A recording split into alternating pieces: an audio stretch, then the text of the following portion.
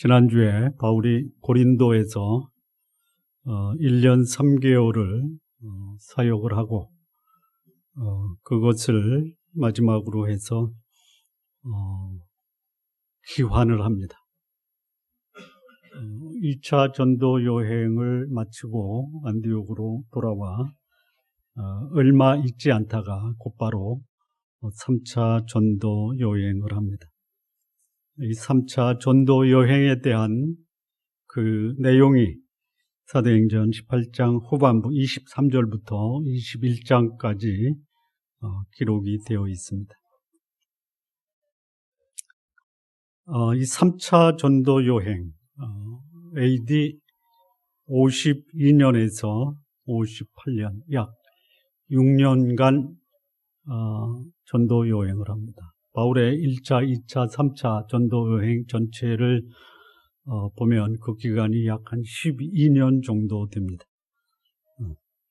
이 3차 전도 여행, 안디옥에서 바울의 고향 다소를 지나 갈라디아와 부르기아를 거쳐 에베소에 이르게 됩니다. 이 바울의 고향은 길리기아의 다소입니다. 다소라는 지방은 직조업과 천막 만드는 제조업이 성행했던 지역입니다. 바울이 그의 자비량 사역에 천막을 만드는 그 생업을 한 것이 결코 우연이 아니다 생각이 듭니다. 에베소에 이르러 바울이 3개월은 회당에서 말씀을 강론하고 권면을 합니다. 그 말씀을 들은 유대인들이 또 바울이 전하는 이 복음을 비방하기 때문에 바울이 따로 제자들을 세우고 두란노라고 하는 서원에서 2년간을 말씀을 강론을 합니다.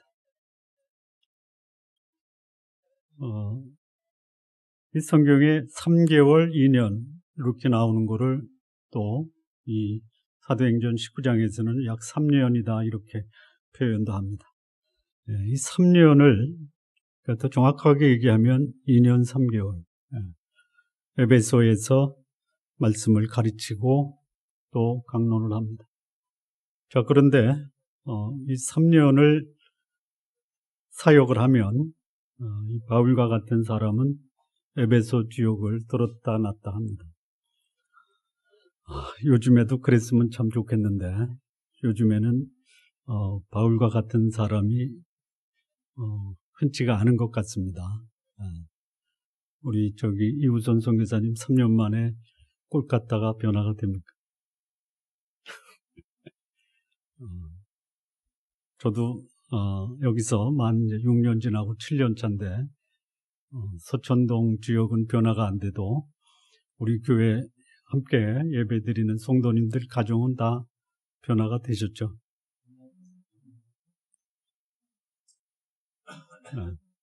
자, 어떻게 변화가 됐냐면요. 19장 17절 이하를 보면요. 에베소에 사는 유대인과 헬라인들이 다 이 일을 듣고 알고 두려워하며 주 예수의 이름을 높였다.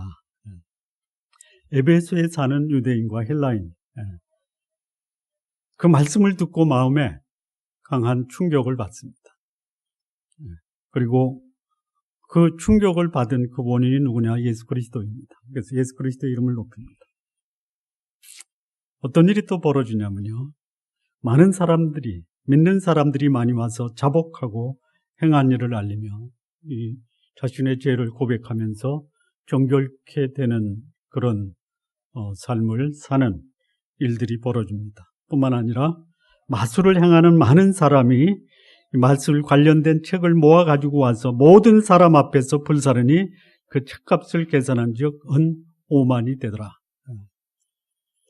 얼마인지는 정확하게 계산이 안 되지만 상당량의 마술과 관련된 그 당시 그 에베소 지역에 강력한 영향을 주었던 이 마술 관련된 책들이 복음 앞에서 다 그 위력을 상실하고 소용이 없다라는 판단으로 불태워 버립니다.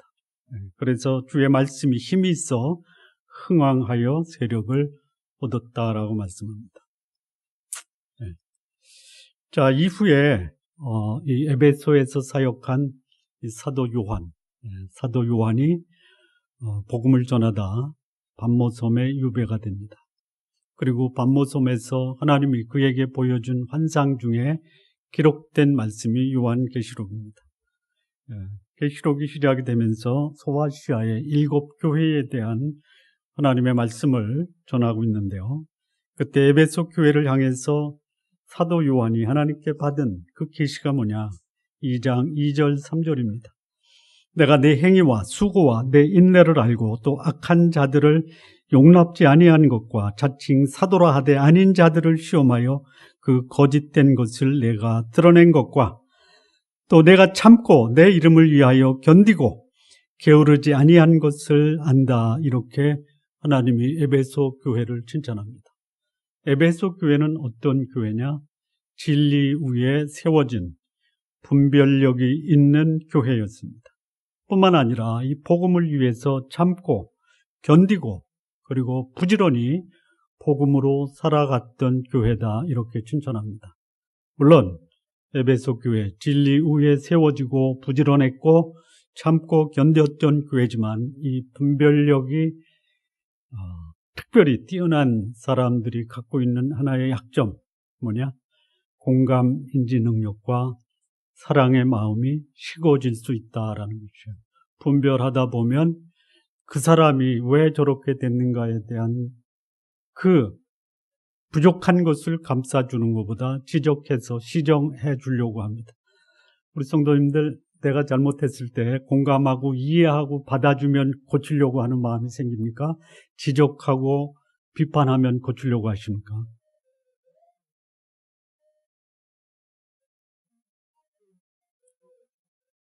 공감을 해주시면 고치려고 하죠.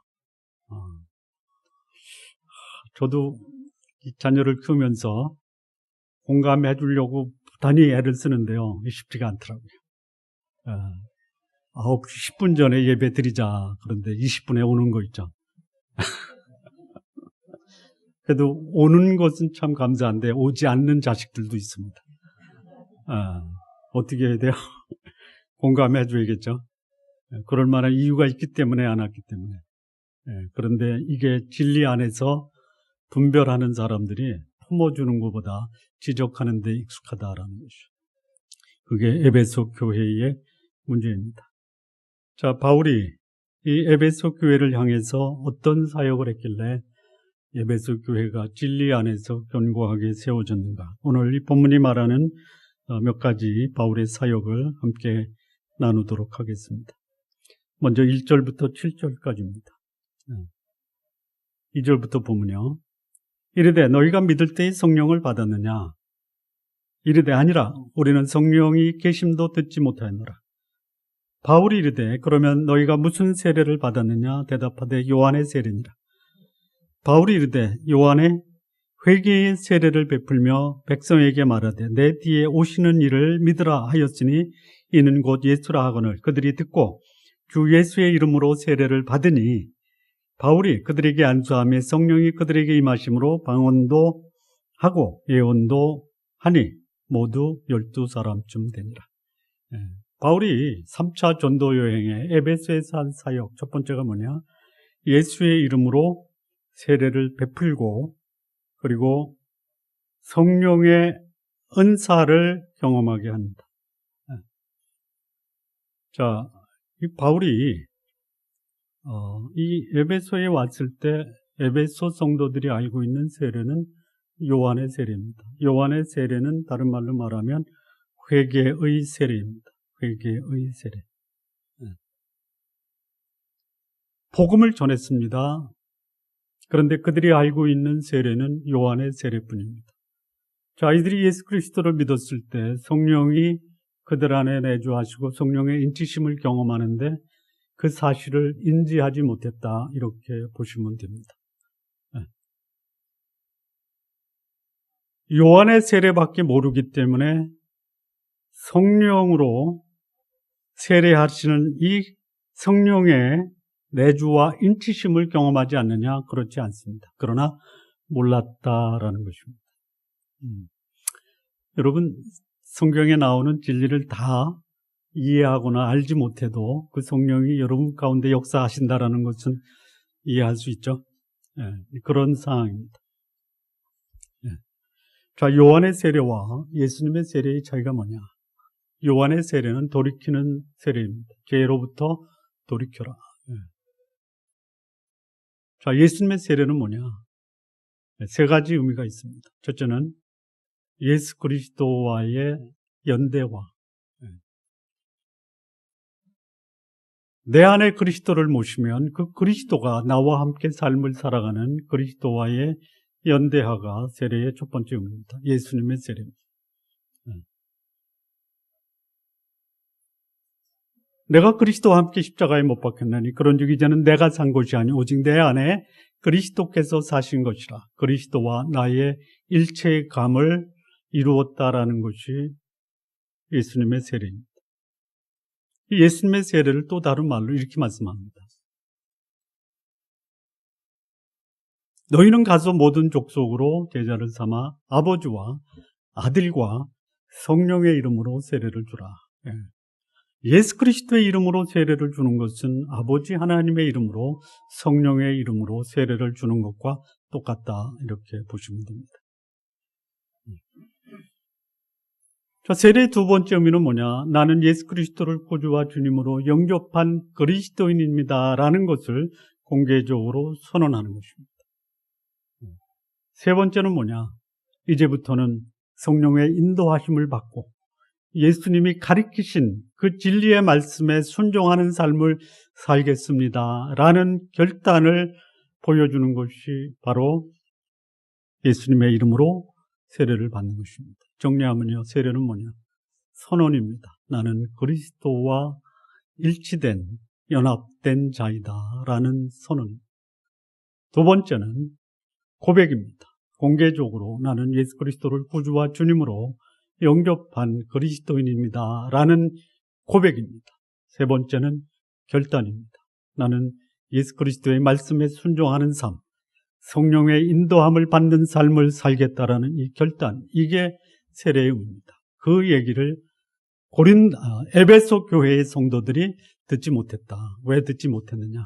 가르치는 사람이 없었기 때문에 못 들었다라는 것입니다. 예.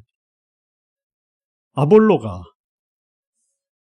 알렉산드리에서 에베소에 왔을 때 아굴라와 브리스길라를 만나서 말씀을 교제합니다. 근데 그때까지 브리스길라와 아굴라, 아볼로는 요한의 세례 외에는 아는 것이 없었습니다. 그래서 그들이 아는 요한의 세례는 가르쳤지만 예수님이 말씀하신 이 예수 그리스도의 이름으로 세례를 받는 것, 아버지와 아들과 성령의 이름으로 세례를 받는 것에 대해서는 알 수가 없었다라는 것이 아직 말씀이 체계적으로 정리가 안 된 그런 상황입니다. 지금 이 에베소에 바울이 3차 전도 여행을 할 그 기간이 AD 52년에서 54년까지입니다. 여러분, 이 성경의 교리가 성경 속에 다 있습니다. 그런데 이 성경이 완성된 것은 AD 1세기 말입니다. 1세기 말입니다. 이 고린도전서에 세례가 나오는데 그것은 이 에베소 지역에서 사역하고 난 그 이후의 일입니다. 그래서 아직 성경이 완성되지 아니한 시기이기 때문에 이 성경의 각 주제나 교리에 대해서 완전한 정립이 되기 전입니다. 그래서 이 바울이 다시 이 세례에 대해서 가르쳤다, 이렇게 보시면 됩니다. 그래서 초대교회에는 성령과 세례에 대한 가르침과 교훈에 대해서 혼란이 있을 수 있었다라는 것을 아시면 됩니다. 자, 이 성령과 세례에 대해서 현대 교회에서도 다소 의견이 다를 수 있습니다. 자, 성경에 기록되어 있는 것 전부입니다. 그런데 그것을 해석하는 해석의 관점에서는 다소 차이점이 있을 수 있습니다. 이 성령 세례에 대해서 어느 그 신앙의 공동체에서는 소위 예수님 믿는 것, 이것과 성령 세례 받는 것이 단계적이다 이렇게 이해하는 데도 있습니다. 예수님 영접하는 것과 성령이 내주하는 것과 성령의 세례를 받는 것을 별개로 가리키는 그런 공동체가 있고, 저는 성령의 내주와 성령의 세례가 같다라고 저는 믿고 있고요. 다만 이 성령의 역사와 성령의 은사는 성령의 세례와 다르게 하나님이 각 사람의 믿음의 분량대로 주실 수 있다 이렇게 저는 믿고 있는 사람입니다. 성령과 관련해서 성경이 가리키는 몇 가지를 좀 소개를 하면요. 먼저 이 성령의 인치심입니다. 성령이 인치신다. 이거는요, 내가 느낄 수도 있고 느낄 수 없을 수 있어요. 예수 그리스도를 영접한 사람에게 하나님이 성령을 통해서 너는 내 자녀다라고 도장을 찍는 겁니다. 자, 내가 성령의 인치심을 받았다. 이거를 소위 감정적으로 경험할 수도 있고요. 경험 안 할 수도 있어요. 경험 안 하기 때문에 성령이 인치시지 않았다라고 단정적으로 말씀하셔도 안 됩니다. 내가 예수 그리스도를 개인의 구주와 주님으로 영접한 그 사람은 하나님이 성령을 통해서 너는 내 자녀다라고 도장을 찍어주시는 거예요. 자, 그런데 감정적으로 느낄 수도 있습니다. 성령이 내 속에 내가 하나님의 자녀인 것을 도장을 찍으면요, 성령이 내 속에 들어오시는 거예요. 들어오십니다. 그러면 이 성령은 거룩한 영이에요. 거룩한 영이 내 속에 거하셔서 나를 하나님의 자녀로 도장을 찍으면 거룩한 삶을 살아야 되는데 거룩한 삶을 사는 게 그렇게 만만하지가 않습니다. 그래서 거룩한 삶을 못 살 때 내 속에 거하는 성령이 내 속에서 애통하십니다. 애통하세요. 그렇게 살면 안 돼. 이것이 내 안에 성령이 인치셨다, 성령이 내주하신다라는 것을 내가 감정적으로 경험할 수 있다라는 것이에요. 그리고 거룩한 삶을 살면 성령이 내 속에서 기뻐하는 것을 경험할 때 우리는 성령이 나를 인치셨다라는 것을 경험을 통해서 알 수 있다라는 것이에요. 에베소 1장 13절에 그 안에서 너희도 진리의 말씀 곧 너희 구원의 복음을 듣고 그 안에서 믿어 약속의 성령으로 인치심을 받았다라고 하나님이 선언하십니다. 두 번째는 뭐가 있냐? 성령과 관련해서 성령의 충만입니다. 성령의 충만. 이 성령의 충만이라는 말은 뭐냐면 예수 믿는 자 마음에 성령으로 가득 차 있다. 이 성령으로 가득 차 있다. 이걸 어떻게 알 수 있느냐? 이 성령의 충만, 성령의 최고의 걸작품이 뭐냐? 성경입니다. 성경. 그래서 성령의 충만은 성경 말씀의 충만이다. 이렇게 대신 말씀드릴 수가 있습니다. 그래서 성령의 충만한 사람은 어떻게 사느냐? 성령의 인도함을 받는데 성령의 인도함이 뭐냐? 내 생각, 내 행동, 내 언어. 하나님의 말씀이 내 언어, 행동, 사고 이것을 지배하는 삶을 살아가는 자가 성령의 충만한 자다. 이렇게 말씀을 드릴 수가 있습니다. 성령이 내 안에 있는데도 성령을 제껴놓고 내 생각, 내 경험, 내 지식으로 내 말을 하고 내 생각을 하고 내 행동을 한다면 그 사람은 자기 충만입니다. 아니면 세상 사람들이 살아가는 그런 방식으로 내가 오늘 내 삶을 살면 성령 충만이 아니라 세상 충만입니다. 자, 성령 충만한 것은 성령의 가장 최고의 걸작품, 우리에게 허락하신 하나님의 말씀에 순종하는 삶이 뭐냐? 성령 충만한 것입니다. 술 취하지 말라 이는 방탕한 것이니 오직 성령으로 충만을 받으라라고 말씀합니다. 자, 세 번째 성령의 은사가 있습니다. 성령의 은사는 다른 말로 말하면 선물입니다.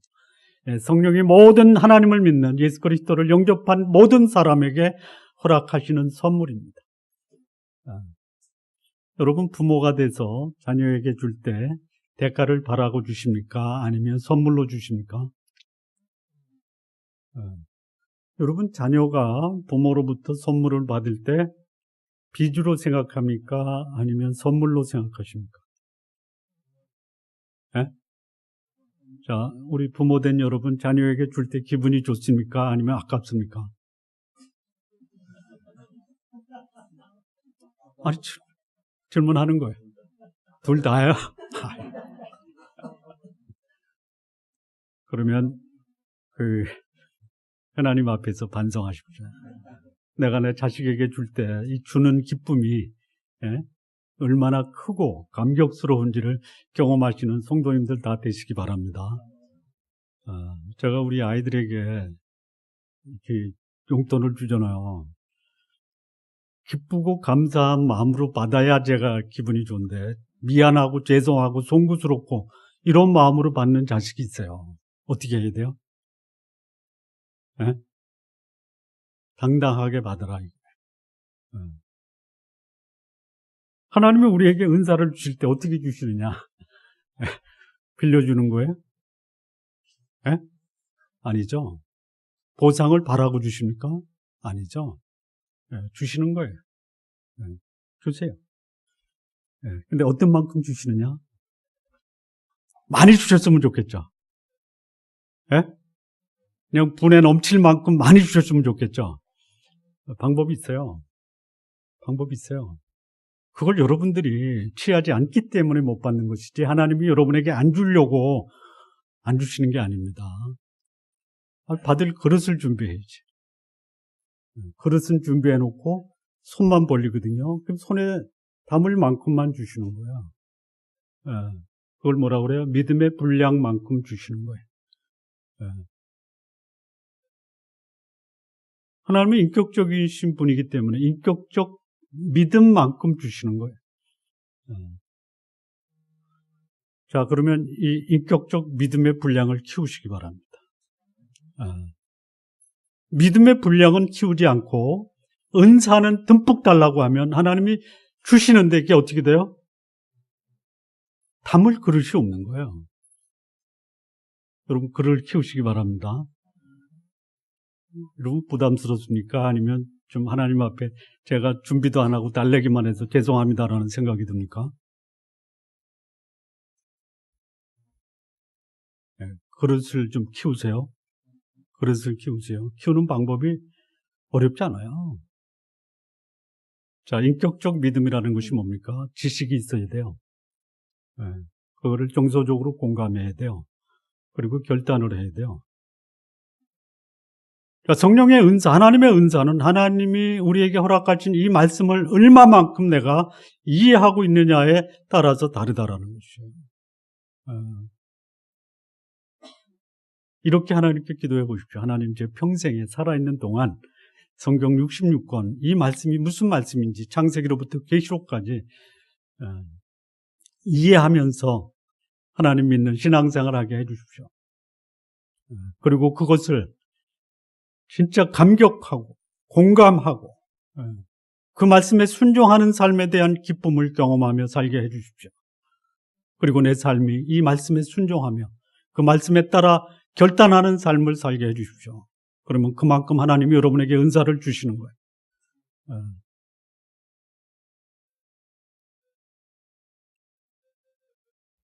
네 번째는 성령의 내주입니다. 성령의 내주는 뭐냐면 예수 믿는 자 마음에 성령이 거하시는 겁니다. 언제 거하시느냐? 예수님 믿을 때. 너희가 하나님의 성전인 것과 하나님의 성령이 너희 안에 거하시는 것을 알지 못하느냐. 마지막 하나 더 소개하면 성령의 세례입니다. 성령의 세례.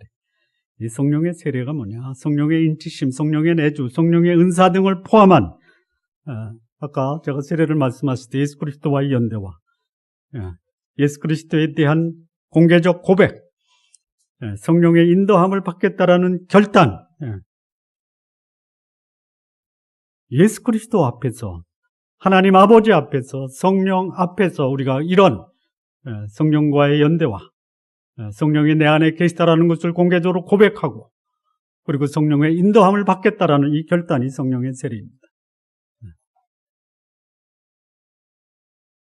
이것을 사도 바울이 에베소에서 가르친 겁니다. 예수 그리스도의 세례. 그 세례의 의미가 예수 그리스도를 영접한 사람에게는 아버지와 아들과 성령의 이름으로 세례를 받는 것이다 라는 것을 가르쳤다 이렇게 추정을 합니다. 다소 이 세례에 대해서 성령에 대해서 혼란스러웠던 에베소 성도들에게 분명한 세례에 대한 교훈과 진리를 제시한 것이 바울이 에베소 3차 전도 여행에서 가르친 이 사역의 내용입니다. 두 번째입니다. 두 번째 내용은 뭐냐? 8절에서 12절인데요. 바울이 해당에 들어가 석 달 동안 담대히 하나님의 나라에 대하여 강론하며 권면하되 어떤 사람들은 마음이 굳어 순종하지 않고 무리 앞에서 이 도를 비방하거늘 바울이 그들을 떠나 제자들을 따로 세우고 두란노 소원에서 날마다 강론하니라. 2해 동안 이같이 하니 아시아에 사는 자는 유대인이나 헬라인이나 다 주의 말씀을 듣더라. 하나님이 바울의 손으로 놀라운 능력을 행하게 하시니 심지어 사람들이 바울의 몸에서 손수건이나 앞치마를 가져다가 병든 사람에게 얹으면 그 병이 떠나고 악기도 나가더라.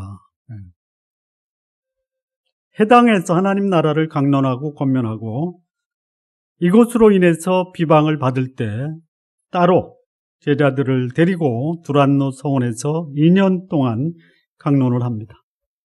그리고 에베소 지역에 하나님의 능력이 바울을 통해서 나타나 귀신 들린 자도 쫓아나가고 병든 자도 치유되는 역사가 이 에베소에서 벌어집니다.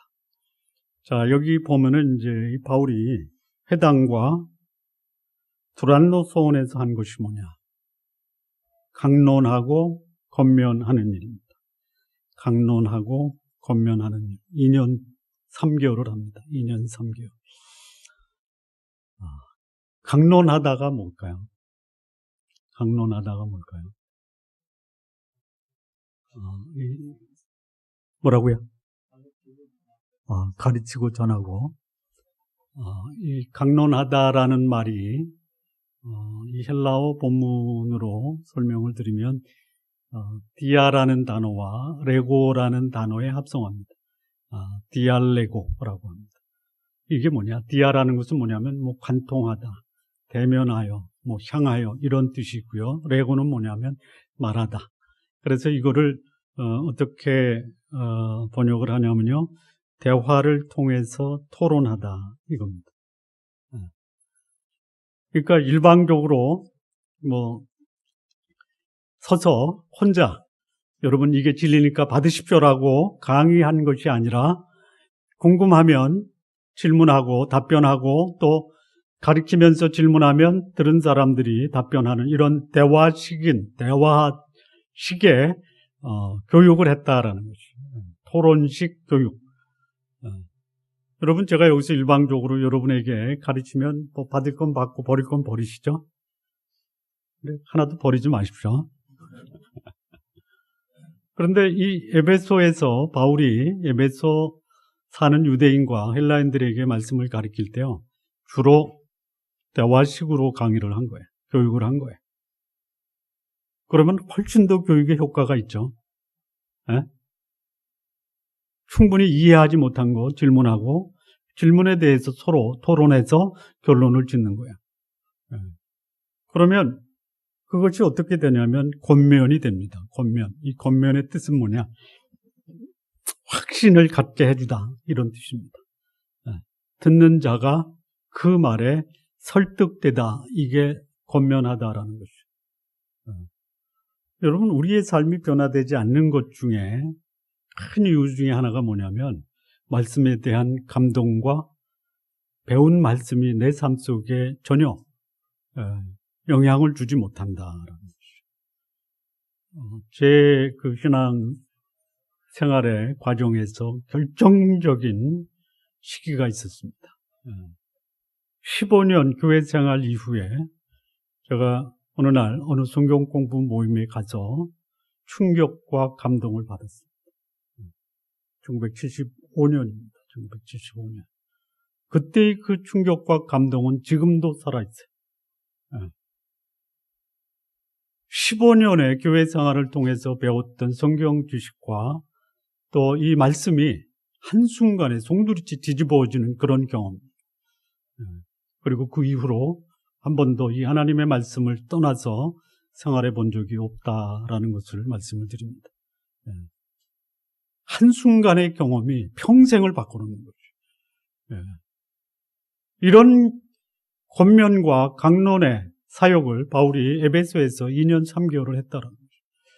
제가 우리 성도님들에게 좀 그 제안을 좀 드리면, 지난주에는 1년 3개월 말씀했죠. 그냥 2년 3개월, 1년 더 연장하죠. 네? 자, 날마다 가르쳤어요. 날마다. 지난주에는 1년 3개월, 일주일에 1시간 얘기했죠. 그거 가지고 안 될 것 같아요. 2년 3개월 날마다 말씀을 강론하고 권면했어요. 오전에 2시간, 오후에 2시간. 하루에 4시간이네요. 일주일에 1시간이 아니라. 하루에 4시간. 용의가 있는 분은요, 언제든지 저한테 말씀하시면, 제가 한 분이라도 그런 분이 계시다면 2년 3개월 동안 그분과 하루에 4시간 공부할 그런 의향이 있습니다.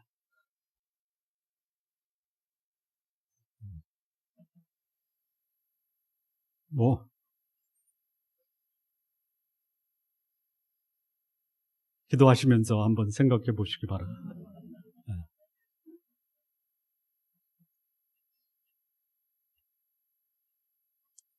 자, 이 바울이 2년간 도란노 소원에서 가르칠 때 도대체 뭘 가르쳤을까?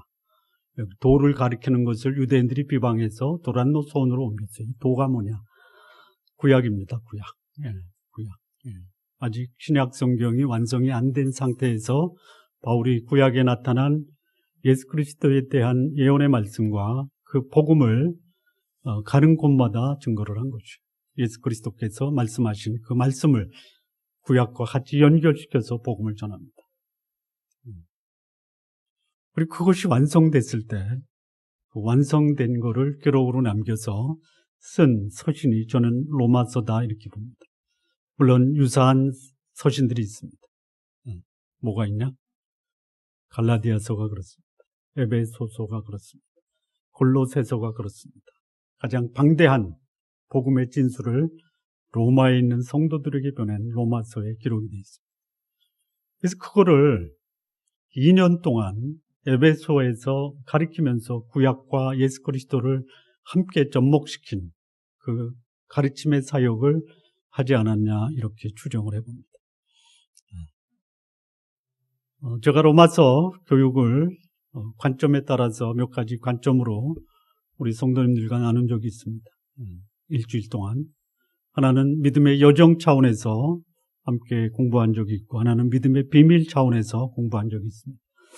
기회가 더 주어진다면 이 로마서를 구약적 관점에서 복음과 구약의 연계성을 한번 교육하고 싶은 이런 마음이 있습니다. 자, 이 바울 서신을 보면 크게 두 부분으로 나눠집니다. 예수 그리스도 그는 누구인가? 소위 복음은 무엇인가? 이것과 두 번째는 뭐냐? 소위 복음 예수 그리스도를 믿는 자는 어떻게 살 것인가? 이 두 가지 교훈이 바울 서신의 핵심입니다. 복음은 무엇이고 복음을 받아들인 자는 어떻게 살 것인가? 우리 성도님들 만약에 원하시는 분이 계시면요, 일주일에 하루 한 4시간 정도 집중적으로 로마서 공부하고 싶다 이런 분들, 제가 여러분들에게 제안하지 않고 여러분 중에 관심 있는 분들이 그 팀을 구성해서 목사님 저 로마서로 일주일에 4시간씩 공부하고 싶은데 가르쳐 주실 수 있으신가 하면 제가 언제든 시간 냅니다. 네? 뭐 남성도 괜찮고 여성도 괜찮습니다.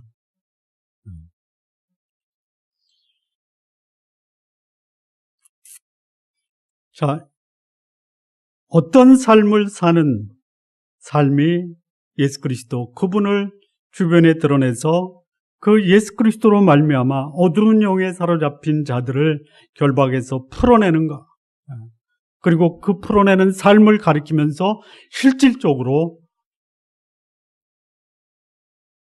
병으로 고통받는 자, 악한 시신에 사로잡힌 자를 풀어주는 사역을 사도 바울이 했다라는 것이. 우리 성도님들, 여러분이 사는 그 지역을 복음으로 변화시키는 거 쉽지가 않죠. 그거를 여러분들에게 요구하지는 않겠습니다.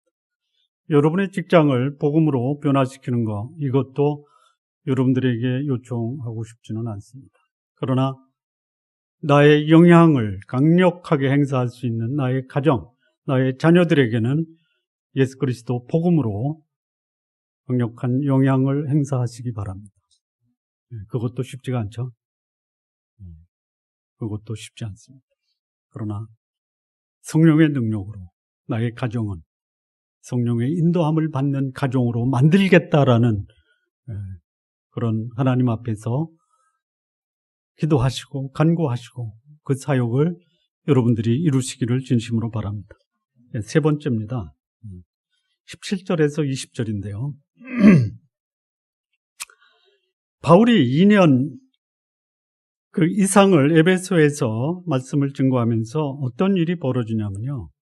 17절부터 20절인데 에베소에 사는 유대인과 헬라인들이 다 이 일을 알고 두려워하며 예수의 이름을 높이고 믿는 사람들이 많이 와서 자복하여 행한 일을 알리며 또 마술을 행하던 많은 사람이 그 책을 모아가지고 와서 모든 사람 앞에서 불사르니 그 책값을 계산한 즉 5만이나 되더라. 이와 같이 주의 말씀이 힘이 있어 흥왕하여 세력을 얻으니라. 자, 이 주의 말씀, 하나님의 말씀, 복음의 능력이 나타나서 소위 우상과 관련된, 마술 관련된 책이 5만의 가치가 있는 책들이 불살라집니다. 그만큼 이 복음이 왕성하게 전파됐다라는 것이죠. 이거를 다른 말로 말씀드리면 에베소 지역이 복음화가 되었다라는 것입니다. 복음화. 2년 3개월 하면 한 도시 전체가 변화된다. 물론 이제 다음 주에 말씀을 드리겠지만 이 에베소 지역에서 바울로 인해서 폭동이 일어납니다. 폭동. 어떤 폭동이냐면 아데미 신전이 에베소에 있어요. 그래서 그 지역에 은장색 이게 뭐냐면 구리로 우상을 만드는 제조공들입니다.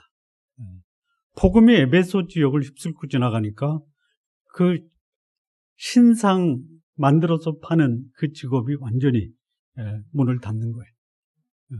그래서 그 지역에 그 아데미 신상을 만들어서 생계를 유지하는 사람들이 폭동을 일으켜요. 폭동. 이런 일까지 벌어지는 것이죠.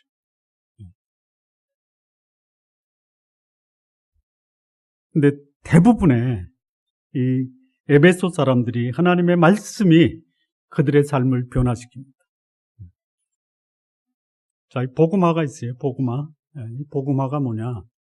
그 지역에 있는 어떤 전통, 문화, 삶의 양식이 복음의 영향을 받는 것입니다. 이 반대되는 말이 뭐냐면 세속화라고 합니다. 세속화는 뭐냐? 복음의 영향을 받았던 사람들이 복음을 떠나서 이 세상 사람들이 살아가는 그들의 문화, 그들의 삶의 방식에 영향을 받는 거예요. 다시 말하면 교회가 세상에 영향을 주는 것 복음화다. 그런데 교회가 세상에 영향을 받는 것 세속화다. 이렇게 말씀드리는 거예요. 오늘 우리 시대의 교회가 세상을 향해서 영향을 줍니까? 아니면 교회가 세상으로부터 영향을 받습니까? 오늘날 우리 시대의 교회는 심각한 세속화에 물들어 있다. 이렇게 보시면 돼요. 교회가 스스로 자정 능력을 상실해서 교회에 문제가 생기면 그 문제를 가지고 교회 스스로 해결하지 못하고 세상 법정에 의뢰를 합니다. 하나님은 이 교회의 문제를 교회 안에서 해결하기를 권면하십니다. 근데 능력을 상실해버렸어요. 오히려 교회가 결정하고 교회가 발표하는 것을 세상이 조롱하는 시대가 됐어요. 오히려 이 교회를 향해서 불신자들이 너희들이 어찌 그렇게 사느냐라고 교회를 향해서 권면하고 있는 시대.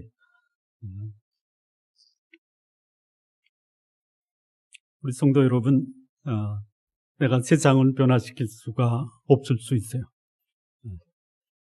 교회가 부패해서 교회의 지도자들이 사회에 영향을 주지 못하는 이 시대에 살고 있지만 그럼에도 불구하고 우리 성도 여러분, 제 개인은 여러분이 있는 그곳에서 복음의 능력으로 삶을 사시기를 바랍니다.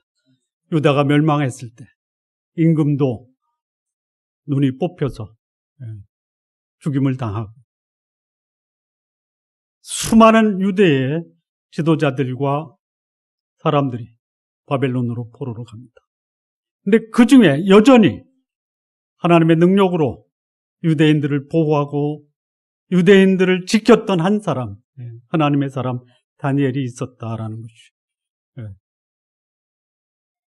한 신앙의 공동체가 신앙을 잃어버리고 무너져도 하나님은 거기에 한 사람을 통해서 그 공동체를 여전히 보존하고 유지하시는 분이십니다. 우리 성도님들은 그런 여러분 한 사람 한 사람이 여러분이 있는 그곳에서 여러분의 하나님을 향한 그 순수한 믿음으로 여러분이 있는 그곳을 밝히시기를 바랍니다. 이 시대에 한 사람의 다니엘이 여러분 각각 개인들이 되시기를 진심으로 바랍니다.